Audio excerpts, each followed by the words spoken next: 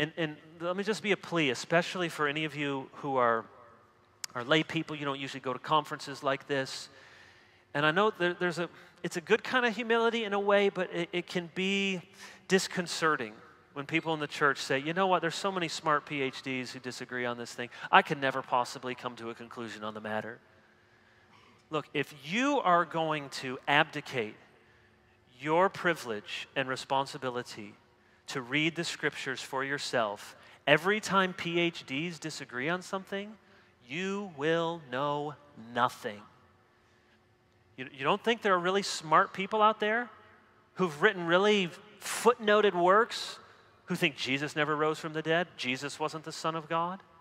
There is no hell, there is no devil, there are no demons. Anything we hold as precious and inviolable as Christians, there's some smart person out there who disagrees with it. And so we're just going to throw up our hands and say, oh, so many smart people disagree. I'll never figure it out. No, we need to study.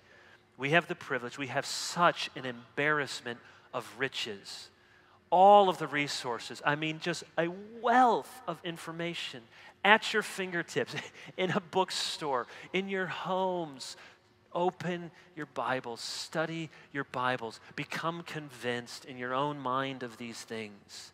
And then dare to say, you know what, I'm open to being corrected, but I humbly think that your interpretation here is incorrect, and here's why. That's how we learn.